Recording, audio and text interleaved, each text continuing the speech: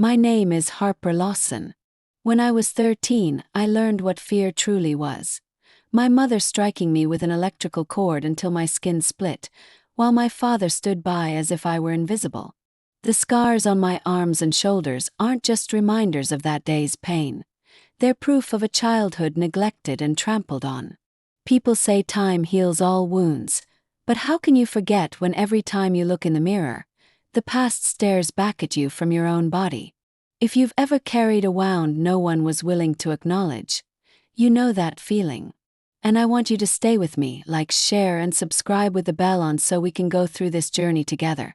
Because the story ahead isn't just about my scars, but about how they saved lives. You won't believe the moment when they turned from pain into a lifeline for someone else. I was born and raised in a small rural Kansas town, where winter winds could sting your face raw and summer sun could scorch the endless cornfields. Outsiders saw my family as picture perfect. My father, Frank Lawson, a tall man who could fix almost anything. My mother, Carol, always smiling at church and active in the women's volunteer group. And me, the only daughter, well-behaved, helpful. But once the kitchen's wooden door closed, everything changed. My parents never fought in front of neighbors. They knew how to keep up appearances, just like they knew how to dress nicely for community events.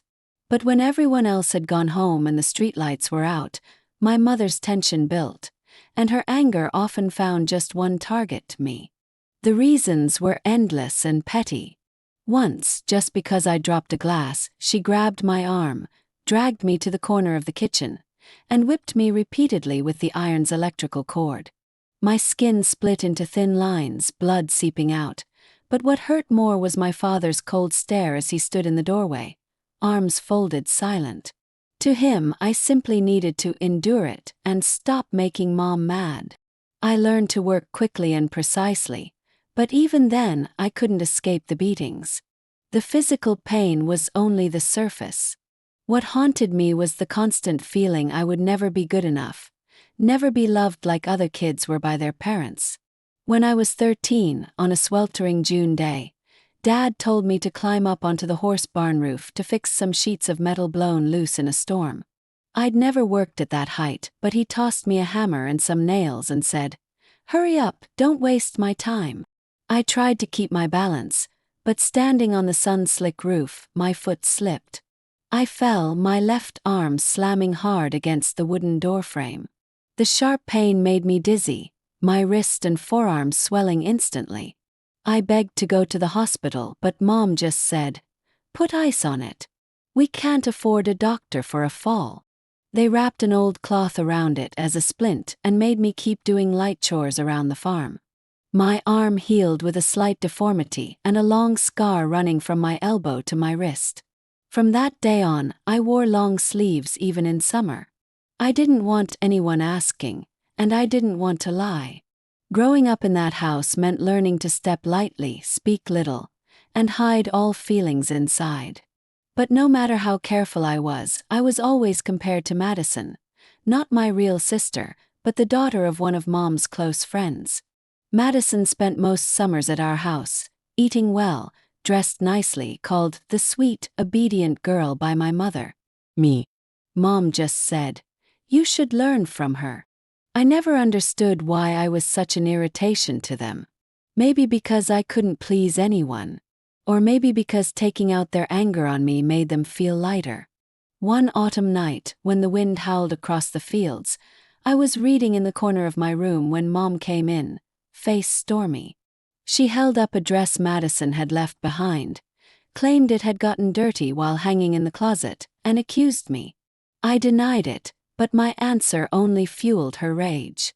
The dress was thrown to the floor, and I was dragged to the middle of the room for a beating that was both painful and humiliating. Dad sat right there in front of the TV, as if he heard nothing. I was used to feeling abandoned, even when they were just a few steps away. Have you ever felt like an extra piece of furniture in your own home? That feeling clung to me through my teenage years.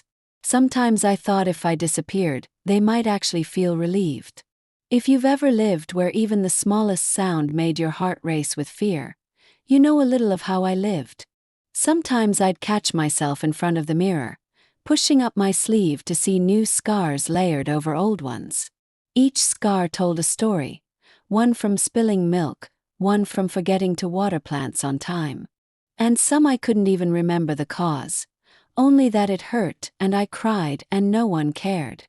When I was 15, the school held routine health checks.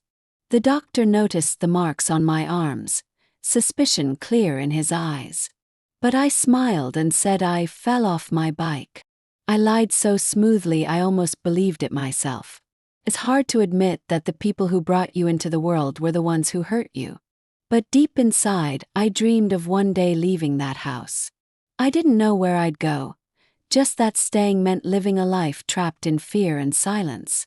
That day came sooner than I expected. At the end of the school year, I received a full scholarship to a community college in Missouri. I was both thrilled and nervous, imagining a new life.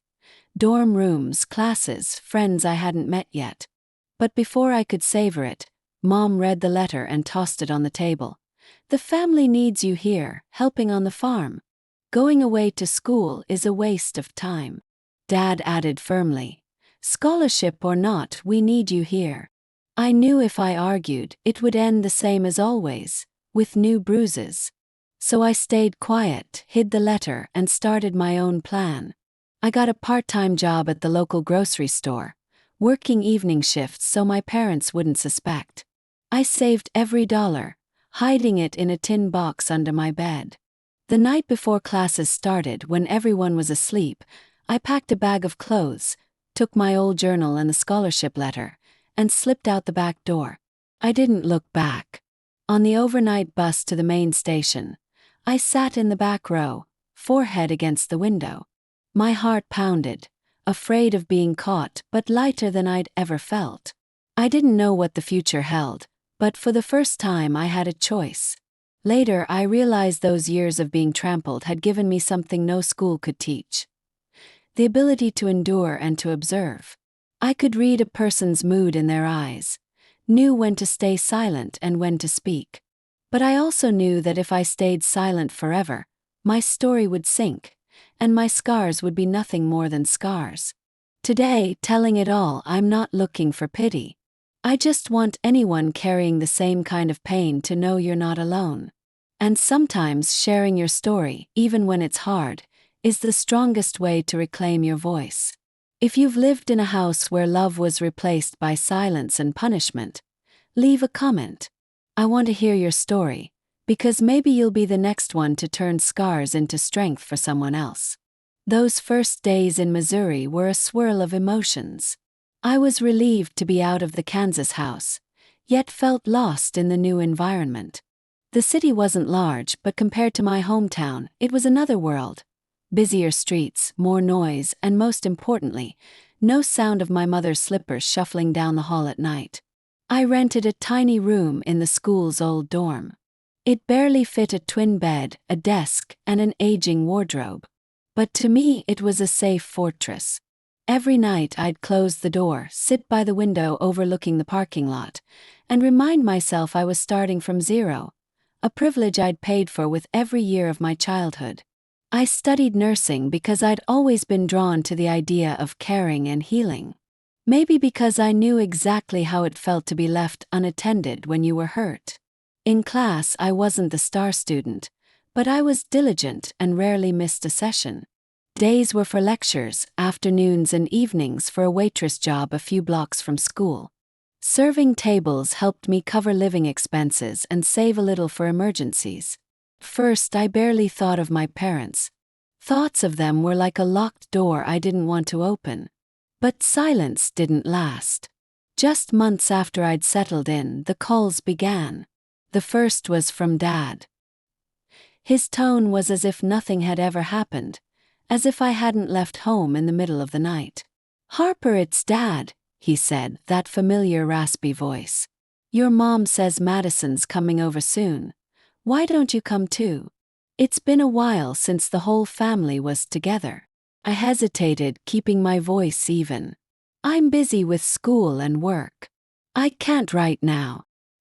He paused, then said, "All right, it's up to you." But family is family. Don't let distance make it fade.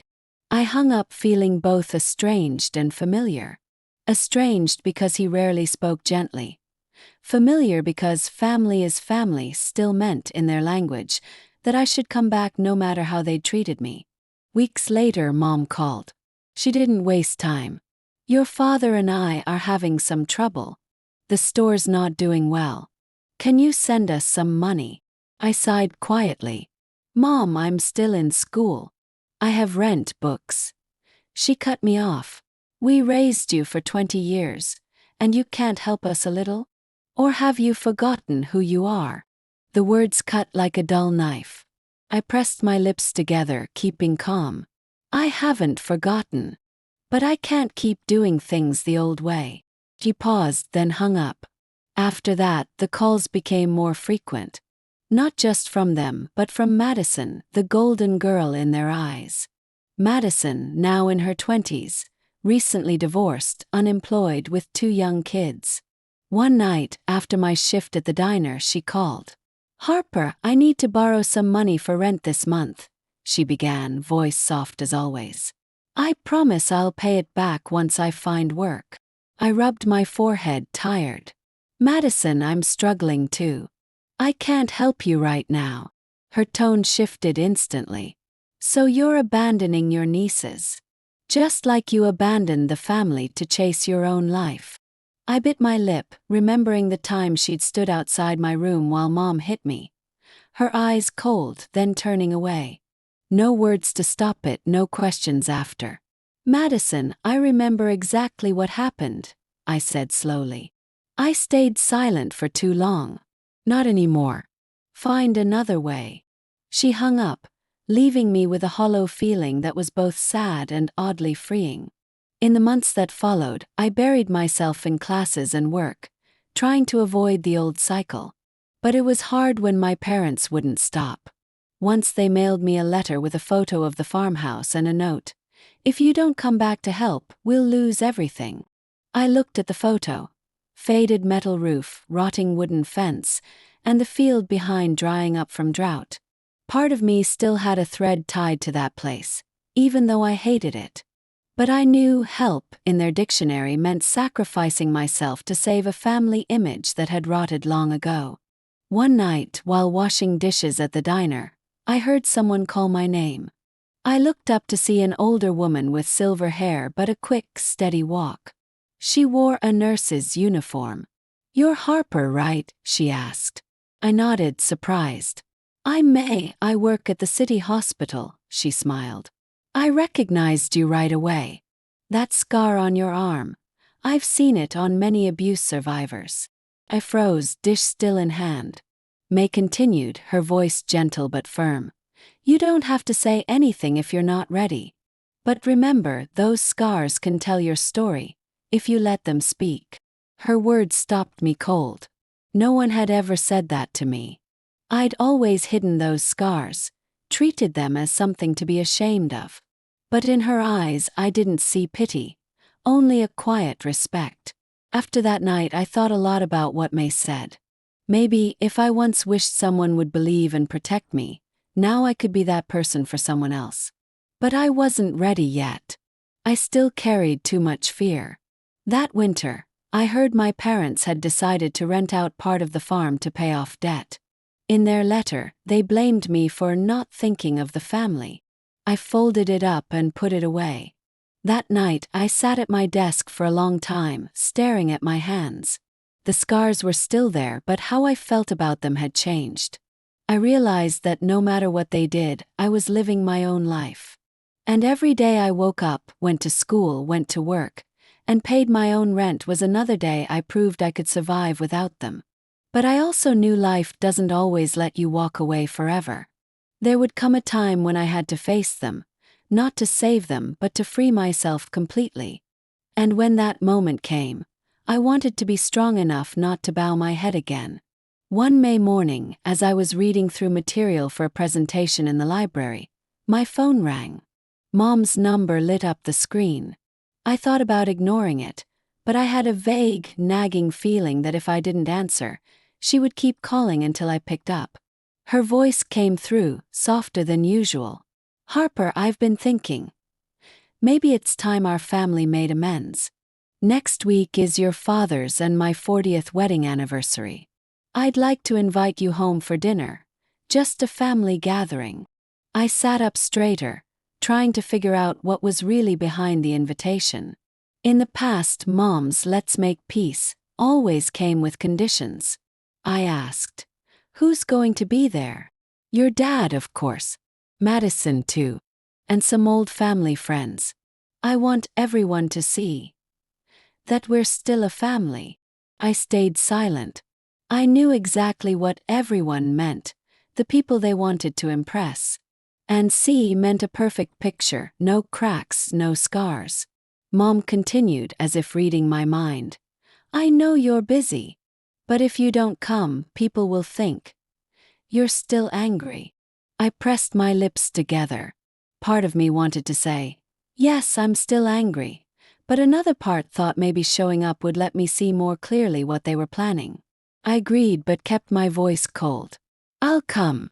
But I'm not staying overnight." She hesitated a moment before replying, "Suit yourself." That day, I drove back to Kansas with a mix of wariness and curiosity. A few miles from town, I stopped at a grocery store and bought a bouquet of white lilies. Not for my mother, but to place on the dinner table, a small barrier between me and them. The old house looked just as I remembered. The faded wooden fence, peeling porch paint, and the smell of damp soil mixed with dry hay. When I walked in, the living room was full of chatter and laughter. Madison wore a new dress, her hair in curls, giving me a quick, half-hearted hug. Dad stood near the kitchen, wearing an apron, pretending to be busy grilling. Mom came over, gave me a loose hug and whispered, "You look different. I guess the city suits you." I just smiled faintly and said nothing. During dinner, the talk was all about neighborhood gossip, land deals, and plenty of compliments for Madison. I ate little, watched a lot. Then, as I'd expected, the conversation shifted. Dad set down his glass of wine and looked at me seriously. "Harper, your mother and I want you to look over some papers. Just a small formality to help the family avoid tax trouble." The table went silent. Madison stared down at her plate. Mom smiled as if this was all normal. "All you'd have to do is be the name on a trust account. The money would still be the family's, but with your name it would make things easier." I put down my fork, keeping my tone even. "I'm not signing anything." Dad raised an eyebrow. "You're refusing before you've even heard it all. Do you understand this is for the common good?" I looked him straight in the eye. "The common good of the family can't be built on using my name for things I have no control over." Mom cut in, her voice tinged with reproach. "Harper, you're always so defensive, as if everyone's out to hurt you. We're trying to start over." I gave a small, dry laugh. Starting over doesn't mean continuing old habits under the label of "for the family." The air at the table was heavy as lead. The clink of silverware on plates was the only sound. Finally, Dad leaned back in his chair, arms crossed. "Suit yourself. But don't complain later when you need help and no one's there." I replied quietly, "I've been used to that for a long time." I ate a few more bites, then stood and excused myself early. Mom walked me to the door with a cloth bag in hand. "I packed you some pastries." I took it, thanked her, and stepped outside. When the car door closed, I took a deep breath, feeling like I'd just escaped a room without air. Back in Missouri, I threw myself into school and work. But the image of that dinner replayed in my head like a loop. I wondered why they always chose crowded occasions to make their requests. Maybe because they thought I'd be less likely to say no in front of others. I remembered what May had said to me before. "Those scars can tell your story." The words sank deeper now. Maybe it was time I didn't just tell my story quietly, but let it be heard where others could listen. One night on shift at the hospital, I was caring for a 9-year-old girl with an arm injury. As I unwrapped the bandage to clean it, I saw a long, jagged scar, almost exactly like the ones I used to have. She pulled her arm back, eyes wary. I sat down at her level and asked gently, "Does it hurt here?" She gave a small nod. I rolled up my sleeve, showing an old scar of my own. "I got hurt in this same place once. I know what that feels like." Her expression shifted. Not just fear anymore, but a hint of trust. Did it get better?" she asked softly. Smiled. "Of course. The scar is still there, but it doesn't hurt me anymore. It reminds me of how I got through it." When I left her room, my heart was pounding, not from fear, but from the power of not hiding my scar. From that day, I began to change. I stopped always wearing long sleeves. I didn't go out of my way to tell my story to everyone, but if someone asked, I would answer. And each time I did, I felt a little lighter. A coworker noticed and asked, "Harper, you seem different lately." Smiled. "Maybe because I don't feel like I have to hide everything anymore." They nodded, then said something I'll never forget. "Sometimes when you stop running from something, that's when you really start to heal." Those small changes spread. I began attending local support group meetings for abuse survivors. First, I just listened. Then one day, the facilitator invited me to share. I stood, my hands a little shaky, but my voice clear. I used to think hiding my scars was the way to forget. But I realized that every time I hid them, I was also hiding a part of the truth about myself. And that truth, if spoken, might help someone else see they're not alone. The room was silent. Then a woman in the back stood up and said my story had made her decide to get help for herself.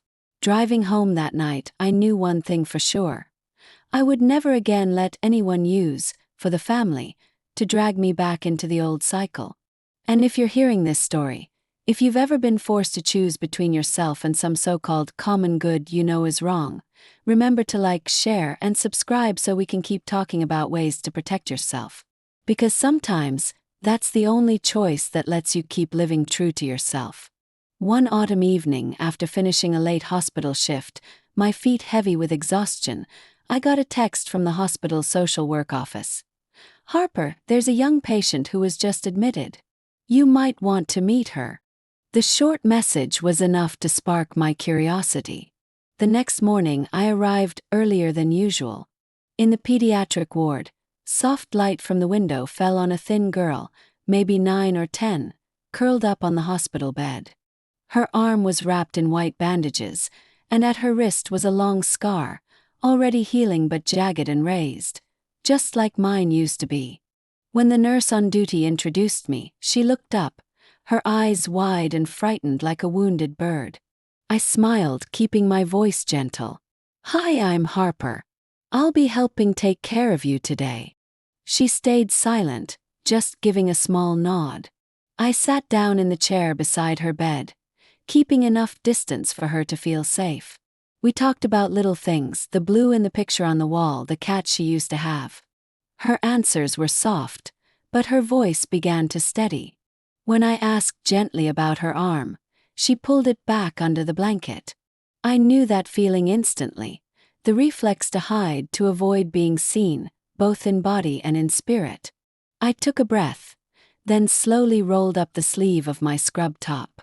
My own scars showed, faded but still clear. "See this? I have marks like that too. I used to be really scared for people to see them. But I realized they tell a story. And I want you to know you're not the only one who has them." She looked at me surprised. Her eyes widened, then she asked quietly, "And did you get better?" I nodded. "The wound heals and the scar fades. But more importantly, I learned how to make it stop hurting me. I let it remind me that I survived." She didn't say anything else, but her gaze changed, from guarded to a fragile kind of trust. That night, sitting alone in the break room, I realized my heart was racing not from stress, but from something else, a deep connection I hadn't felt since leaving home. Sharing my scars with a child I didn't know had somehow lightened me. I had carried those scars like a burden for so many years. But in that moment, I began to see that if I let them into the light, they could become something else. A bridge between me and someone who needed a hand to pull them out of the dark. In the days that followed, I visited that girl's room more often, even when it wasn't my shift. We played word games, read books, drew pictures. One time she drew a big tree, with twisted branches full of green leaves. She said, "This is you." I asked why, and she replied, "Because you have bends like the branches, but you're still standing and you have new leaves." Her words caught in my throat. I'll never forget that mix of sadness and warmth. Not long after, she was discharged, leaving with a woman from the children's shelter. Before she left, she hugged me tightly and whispered, "I'll miss you." I bent down and said, "I'll miss you too. And remember what I told you. A scar doesn't make you weak. It proves how strong you've been." When the door closed behind her, I stood still for a long time. That was the moment I knew I could never go back to the old way of living. Hiding, avoiding, only protecting myself. I wanted to do more for more people. News about the nurse with the scars started spreading through the hospital. A coworker retold my story in a meeting, and soon after, a local reporter reached out asking for an interview.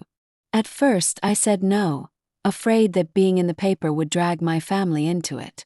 But after many sleepless nights, I thought about children like that little girl, about how if I stayed silent, how many people would go on believing they were the only ones carrying scars. So I said yes. The interview took place in a small coffee shop.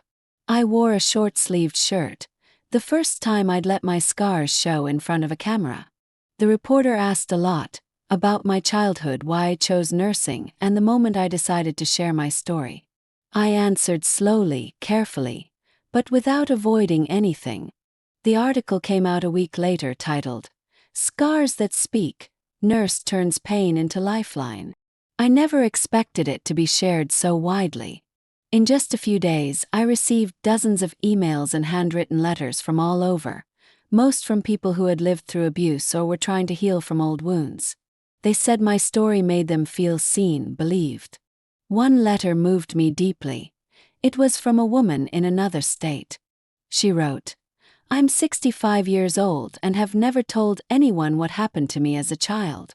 But after reading your story, I told my daughter. Thank you for giving me that courage." As I read it, a warmth ran down my spine. That was the moment I understood. The impact of speaking the truth doesn't stop with one person. It spreads, reaching places I could never imagine. Not all the feedback was positive. One evening, I got a call from an unfamiliar number. When I answered, my mother's cold voice came through. "Harper, I just read that article. How far are you going to go to smear this family?" I replied calmly, "I only told my story. Your story is also our story. And you've turned it into a stain in front of the whole world." I paused, then said, "If you wanted a beautiful story, you should have written it differently from the start." There was silence on the other end. Then the call ended. I sat there for a moment, listening to the flat tone. No fear this time, just clarity. I had chosen to stand on the side of truth, and I wasn't going back. In the months that followed, I kept working at the hospital, but also accepted invitations to speak at schools and community centers. Every time I stood before an audience, I remembered the look in that little girl's eyes at the hospital. I talked about my childhood, my scars, and the moment I realized I could turn them into a symbol of survival. The audience often sat in silence, and afterward, a few people would come shake my hand and share their own stories. Some cried, some just nodded. But all of them made me feel like I was on the right path. I don't know when, but someday I'll be ready to stand before the whole world, and my family, with nothing left to hide. For now, I know I've opened a new door. One that leads to more than just healing myself. It leads to being a companion for those trying to rise from the wreckage of their own lives. One early winter afternoon, just after I finished speaking at a small community center on the outskirts of town, my phone buzzed non-stop in my bag. The screen showed my dad's number. The last time he called me was over a year ago, after the article went public. Back then, he'd said only a few short sentences before hanging up. I was going to let it ring, but some instinct made me swipe to answer. "Harper." His voice was hoarse and slow, like he was weighing each word. "Your mom wants to talk." I sat down on the center steps, pulling my coat tight. The cold seeped into every gap. "What about?" I asked, keeping my tone even. He hesitated. "Want to see you. Face to face." I didn't answer right away. His words brought back memories of past meetings, where apologies were always replaced with demands, and concern was just a cover for something else. "Why now?" I asked plainly. He sighed. "There are things you need to hear from us, not from someone else." I knew that tone well. It usually came when they wanted to pull me into something. But curiosity mixed with a need to close certain chapters made me agree, though I set my boundaries in my mind. We met at a cafe near the train station, neutral ground. I arrived 10 minutes early, picking a table by the window with my back to the wall. I wanted to see them walk in. When my parents arrived, I saw time had changed them a little. Dad was thinner, hair grayer. Mom still had her old hairstyle, but with dark circles under her eyes. Both wore dark coats, as if bracing for a heavy conversation. "Harper," Mom began, her voice cautious but trying to sound gentle. "How have you been?" "I'm fine," I said, and nothing more. We ordered drinks. Neither of us touched the coffee when it came. The air was thick, as if all sound around us had been swallowed. Dad started. "We know. There were a lot of things in the past that weren't right." I looked straight at him, waiting to see how a lot of things would be defined. "We were too strict," he went on. "But you have to understand, we thought it was for the best." I gave a small laugh, not because it was funny but because the answer was so familiar. Beating me, ignoring me when I was hurt, that was for the best. Mom lowered her head slightly but said nothing. Dad glanced at her, then back at me. "We're not here to argue about the past. We want to move forward." "What does move forward mean?" asked, my voice hardening. She lifted her head, her eyes a mix of sadness and pleading. "Harper, we want you to stop telling that story in public. It makes people see this family in a bad light." I felt the heat rise to my face. "You want me to stay silent to protect the family's image? After everything that happened?" She clenched her hands on the table. "We don't want to erase you, but we don't want the past to define us forever." I took a deep breath, keeping my voice steady. "Mom, the past defined me long before I ever started telling it. I stayed silent for years, and all that did was protect the people who hurt me." Dad cut in, his voice low but firm. "Harper, you're turning private matters into public ones. You don't know the kind of trouble that can bring." I looked at them both, then said slowly, "I know exactly. And I also know that silence is what was killing me from the inside." The air dropped heavier. She turned her head away, her eyes glossy as if holding back tears. Dad leaned back, lips pressed together. I stood, put money down for my drink and said, "I will keep telling my story. Anyone who doesn't want to hear it doesn't have to come. But no one is going to make me be quiet again." That night, back in my apartment, I opened my laptop and wrote a long post for the Scar Speak page. I didn't name or identify my parents, but I wrote about the meeting, about how some people will try to make you feel guilty for daring to tell the truth. The post spread quickly. In the comments, hundreds of people shared similar experiences of being pressured to stay silent, for the good of the family. Reading each one, I felt less alone, and realized I'd given them a reason to believe their voices mattered. A young woman wrote, "I was about to move out but was scared of being called ungrateful. After reading your post, I know what I need to do." Those words were both fuel and a reminder That every time I speak, someone out there is listening, trying to find their own courage. But my family didn't back off. A week later, Madison called. Her voice still had that soft tone she used whenever she wanted something. "Harper, I heard Mom and Dad met with you. Could you reconsider? This is making everyone really uncomfortable." I answered plainly, "Madison, I'm not doing this to make anyone uncomfortable. I'm doing it to make sure what happened to me doesn't happen to someone else." She was silent for a few seconds, then her tone shifted. "I know you went through a lot, but digging up the past won't change anything." I said quietly, "Change starts with facing the truth, Madison. And if you really want to understand, I'm willing to tell you. Not to blame you, but so you know what needs to stop." All I heard was her breathing before the call ended. That only made me more certain scars speak, needed to grow. I talked with a volunteer team about hosting online workshops where people could share anonymously, with therapists and lawyers present. The first workshop was on a Saturday night. Over 300 people attended. There were shaky voices, long silences, but all were first steps out of the quiet. When I shared the story about meeting my parents, the chat filled with thanks and shared experiences. After it ended, I sat alone in my office, staring at the dark screen and thinking, if I was once the little girl with no one beside her, at least now I'm building a place where children, and adults with scars, know they're not left behind. And if you're hearing this story, leave a comment telling me if you've ever been told to stay silent, for the good of the family. Subscribe and turn on notifications so we can keep walking together.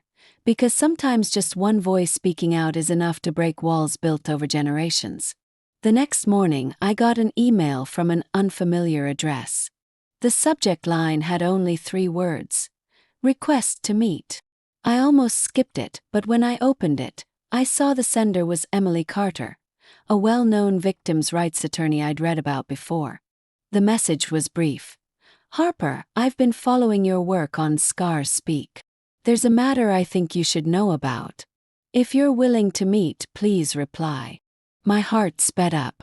I didn't know why an attorney of her reputation would reach out to me, but my gut told me this wasn't small.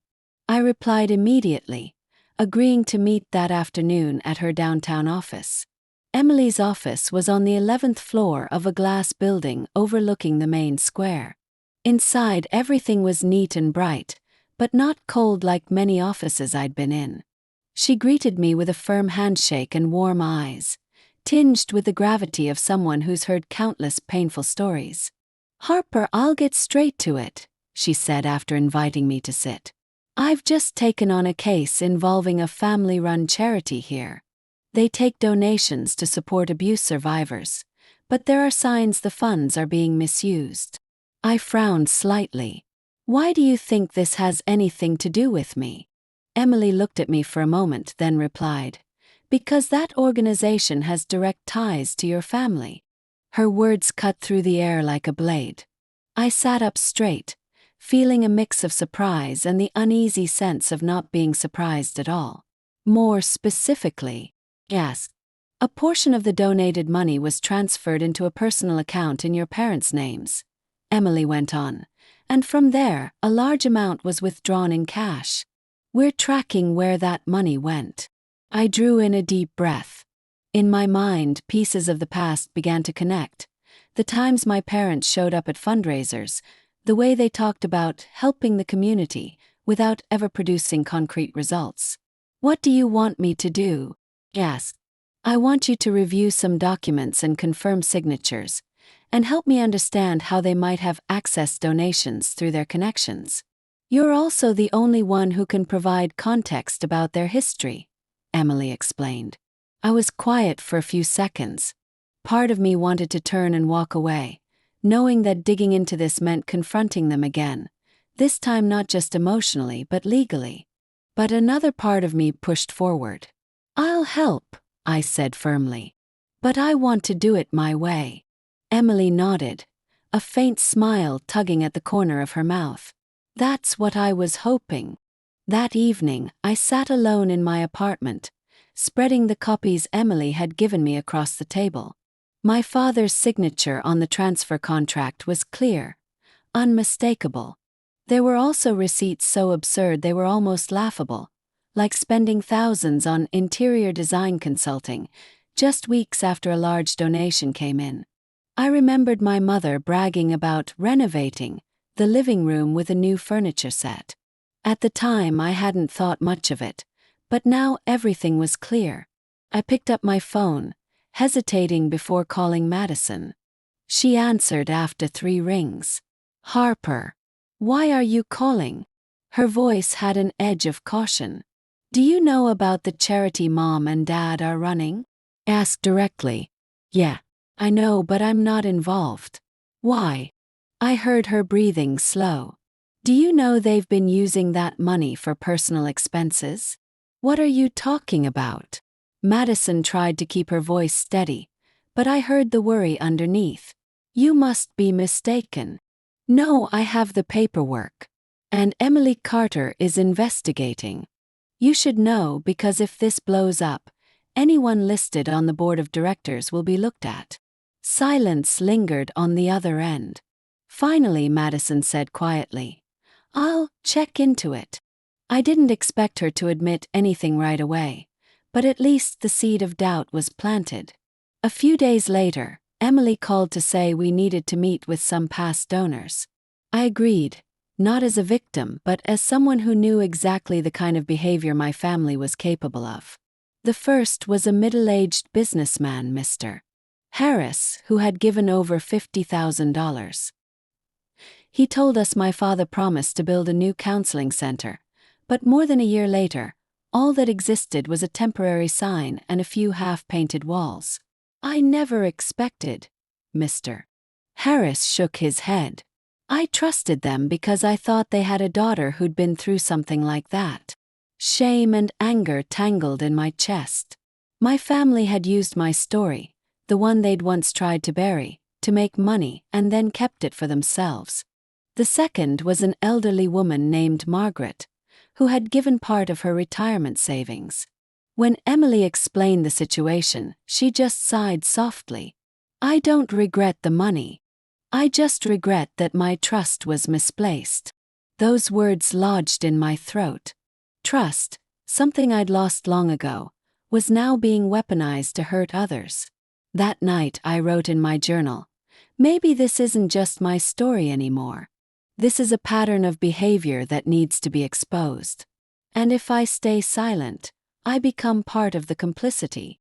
I knew from that moment forward, the road ahead would be even rougher. But this time I was ready to face it, not as the neglected child I once was, but as a woman who knew the value of truth. And I also understood that once I stepped into this storm, I couldn't go back. Emily knew that too. Maybe that's why she'd chosen me. Emily said the timing was right to go public. After weeks of gathering evidence, we had an almost complete file. Bank records, falsified contracts, receipts for personal purchases made with charity funds, all neatly organized in thick binders, ready for the authorities. That night, I sat alone at my desk, staring at the stack of documents, my chest heavy. I knew once this went public, there'd be no turning back. My parents wouldn't just be angry. They'd do everything they could to deny and discredit me. But if I backed down, every person who had trusted that charity would lose any chance at justice. I opened my laptop and logged into the Scar Speak page. My latest post about a charity fraud case in another state had thousands of supportive comments. Slowly I typed, "There are stories I wish I never had to tell, but silence can sometimes be complicity. What I'm about to share isn't about revenge. It's about protecting the most vulnerable." I didn't share details yet, but enough so people would know a storm was coming. And I left a subtle reminder. If you believe the truth deserves to be heard, hit like so I know I'm not standing alone. 2 days later, Emily and I met with an investigative team from a local TV station. They'd heard whispers about the case, but hadn't had solid proof to report it. When I set the thick file on the table, the reporter, a man in his 40s with sharp eyes, flipped through the pages, almost holding his breath. "This is all real?" he asked, his voice rough. "Every word, every number," I said, meeting his gaze. "And all of it ties back to my parents." Emily jumped in, explaining the investigation in detail, how the money was legitimized through fake invoices, then funneled into personal accounts. The reporter scribbled notes, occasionally glancing up at me with a mix of sympathy and respect. "Are you sure you want to appear on camera for this?" he asked. "It's going to make waves." I took a deep breath. I spent my entire childhood in the shadows out of fear. Now I want to stand where everyone can see me. The taping took place in a small studio at the station. They sat me in front of a dark backdrop, the lights fixed on my face. The reporter asked his questions. I answered without dodging. I told them how my family ignored what I'd been through, and later used my story to make money. "What's been the hardest part for you in all of this?" he asked. I paused before answering, realizing my own family is willing to hurt others to protect their interests, and that I had to choose the truth over them. When the interview ended, my palms were damp with sweat, but my chest felt lighter. 3 days later, the segment aired. The name Lawson appeared on screen alongside blurred-out documents, blurred enough to hide personal details but clear enough for anyone in town to recognize. I got hundreds of messages, some from people who'd been harmed by the charity, others from strangers offering support. Of course, there were angry messages from relatives too. One aunt called me a traitor. An uncle texted that I'd destroyed the family. But I also heard from relatives who said they'd suspected something for years but were too afraid to speak up. That night, I went live on Scars Speak. Thousands tuned in. I talked about the case, about what Emily and I were doing to ensure donors would be reimbursed, and about a new transparent oversight system being proposed. "I know this isn't an easy story to hear," I told viewers, "but if you believe every dollar donated should go where it's meant to, share this video so the message spreads." A week later, I got an official summons from the prosecutor's office. They were opening a criminal investigation into the charity and its leadership. Emily and I were asked to provide additional documents and testimony. Before we entered the interview room, Emily looked at me and said, "This is the most important step. Remember, you're not just representing yourself, you're speaking for everyone they deceived." I nodded, feeling the weight on my shoulders, but also a new source of strength rising in me. I wasn't trembling like I had at the start of this journey. I knew I was on the right path. That morning, I walked into the courthouse feeling both lighter and as if a boulder was pressing on my chest. The heavy wooden doors shut behind me, their echo ringing down the long hallway, making me feel like I'd crossed a line I could never go back over. Emily walked beside me, carrying the thick case file. She whispered, "Today will be long, but we're ready.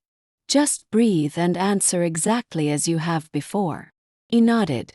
Even with weeks of preparation, facing my parents in public was a challenge I'd never imagined. They sat across the room, dressed neatly, their eyes cold as if I were a stranger. When the hearing began, the prosecutor spoke clearly, presenting evidence one piece at a time: bank statements, fake contracts, shopping receipts.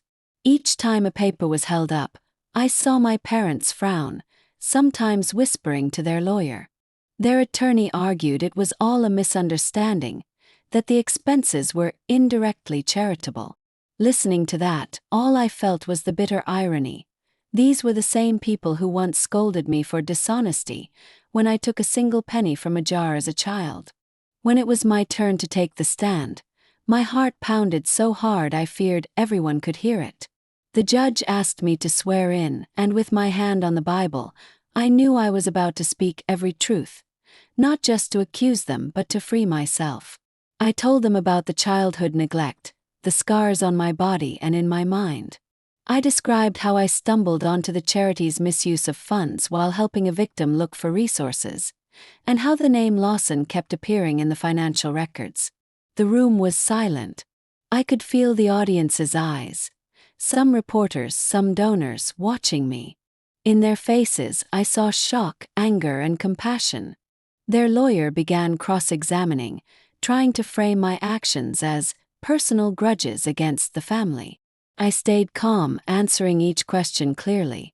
If this were personal, I would have stayed silent a long time ago. I'm doing this for the dozens of families who were abandoned, just like I was. From the back row, Emily smiled, grounding me like an anchor. The hearing stretched into the afternoon. Leaving the courtroom felt like finishing a marathon. Reporters swarmed, microphones in my face. "Harper, do you think your parents will be convicted? Are you worried about your safety?" I gave the same short answer. I believe in justice. Outside the courthouse, a middle-aged woman approached. She wore a thick coat, her eyes wet. "Thank you. My son once needed help from that charity, but we were turned away. Now I understand why." She gripped my hand, and in that squeeze, I realized that no matter the outcome, what I'd done had reached more people than I'd ever imagined. The days that followed were a blur of tense meetings with investigators. Emily and I combed through every page of evidence, making sure every detail was accurate. Some nights I stayed awake, not from fear, but from the question echoing in my head: am I destroying whatever's left of my family? Then I remembered the children the foundation had promised to help, but who never received a single dollar. I thought of the abused women forced to return to their abusers because they had no financial support. Those memories burned away every last bit of hesitation. One evening, while I was tidying my desk, Emily walked in and placed an envelope in front of me. "Harper, this is from the Victim Support Legal Team. They want you to know that many people have signed a petition and are ready to testify in court." I opened the envelope to find a list of more than 20 names, each with a short but deeply moving note. I read every line, feeling as though each word poured new strength into me. At the next hearing, the courtroom was packed. Many victims were present. Some sat in the public gallery, others prepared to testify. When a young mother spoke about her daughter losing her chance for treatment because the foundation delayed funding, I saw my parents drop their heads. I couldn't tell if it was shame or anger, but for the first time they were silent. That day ended with the judge agreeing to add more witness statements to the record. It meant the case would take longer, but it also greatly increased the chance of a conviction. As I left the courthouse, I no longer felt alone. Around me were Emily, the witnesses, and strangers who believed in me. I knew the road ahead was still rough, but I'd come too far to turn back. That night I got home late. The small apartment was quiet except for the steady hum of the heater.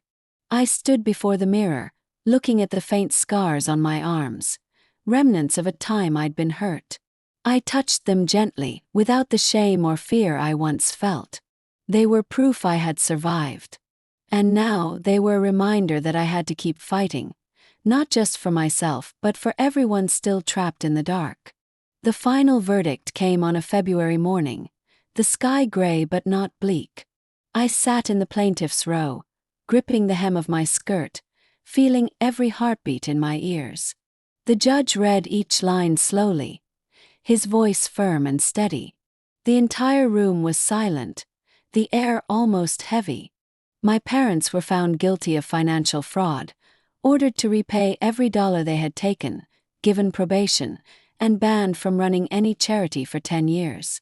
I didn't cheer or sigh in relief. In that moment, every sound seemed to fade, leaving only an emptiness mixed with lightness. When the gavel fell, it felt like the end of all those years living in fear and betrayal. But it also opened a new, uncertain space, a question I hadn't yet answered. Where would I go from here? My parents stood and left the courtroom without looking at me once. My mother, in a gray coat, kept her cold expression. My father walked behind her, clutching his briefcase, eyes fixed straight ahead as if I were invisible. Emily placed a hand on my shoulder and whispered, "You did it." I smiled faintly, but inside a storm churned. I wasn't sure if I was happy, sad, or just too exhausted to feel anything at all. In the days that followed, the case stayed in the headlines. Some papers called me the brave whistleblower. Others used more sensational headlines, but I didn't read much. I kept a few neutral articles for records and tucked the rest away. Every night, I received dozens of messages and emails from strangers. They shared their own stories of being exploited or abandoned by the very people meant to protect them. Many messages were just a few words. "Thank you for speaking up," but they were enough to keep me sitting in quiet reflection for hours. I began thinking about creating a new foundation, transparent, accountable, to help those who truly needed it. The idea came not just from wanting to repair what my family had broken, but from wanting to turn those dark years into something meaningful. Emily was all in. One morning over coffee at a corner cafe, she said, "Harper, you've been through what most people can't imagine. You understand that pain, and you know how to stop it from happening again. This foundation could be a voice for those who can't speak yet." I looked at her and saw something in my own eyes reflected back, something stronger than resolve, the belief that I didn't have to run from my past anymore. Work on the new foundation began. I met with legal advisors, financial experts, and reputable nonprofits to learn how to operate transparently. Every meeting was a new lesson, every shared story a reminder of why I started. One afternoon, while reviewing the draft charter for the foundation, my phone rang. It was an unknown number. I hesitated, then answered. The voice was raspy but unmistakably my mother's. "Harper, I want to talk." I stayed silent for a few seconds. Memories flashed.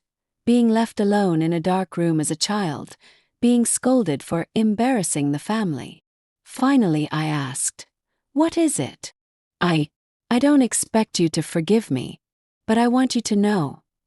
Not everything I did was because I hated you. I was wrong, but I didn't think it would go this far. I listened but didn't respond right away. Maybe years ago, I would have longed to hear those words. But now they felt too late, like a letter found after the recipient had long since moved away. "I'm busy. If you really want to make it right, use whatever time you have left to do something good for someone else," I said, then hung up. I didn't feel lighter, nor did I feel more hurt. It was just a quiet emptiness, as if the chapter between my mother and me had closed naturally on its own. On the foundation's opening day, the sun was soft and warm. The small hall was filled with faces I knew and others whose stories I'd only heard. Emily stood beside me, adjusting the microphone before I spoke. I talked about why the foundation existed, about creating a place where every donated dollar was used as intended. I didn't dwell on the case, only saying, "From my own experience, I know how quickly silence can kill hope. This foundation exists to make sure no one has to suffer in the dark alone." As I stepped down, a young woman came up to me. She held my hands tightly and said, "I almost lost everything to a fraudulent organization. Meeting you today makes me feel less alone." Her words and her smile made me realize that the path I'd chosen, though born from pain, was leading somewhere better. That night, back at my apartment, I made tea and stood by the window, looking down at the street under the warm glow of the lamps. I thought about everything, from the moment I discovered the truth to the days in court, and now the start of a new journey. I didn't know what the future held, but for the first time in years, I felt at peace with myself. The past was still there, but it was no longer a chain. It had become the foundation for something stronger and clearer. I whispered softly, almost to myself, "I survived. And now I'm going to do more than that." What do you think about my story? In that situation, would you have chosen to fight for justice like I did, or walk away in silence? Everyone will have a different answer, but for me, the biggest lesson is that no one else has the right to define your worth or your voice but you. If this story touched you or made you think, please share your thoughts below. I'd truly love to hear your perspective, because sometimes those shared experiences are what help others find their own strength. And if you want to keep hearing heartfelt real-life stories, please hit the like button, share this video, subscribe to the channel, And turn on notifications so you don't miss the next stories about life, family, and overcoming challenges. I believe every story has something to give, whether it's comfort, a lesson, or simply the reminder that you are not alone. See you in the next story.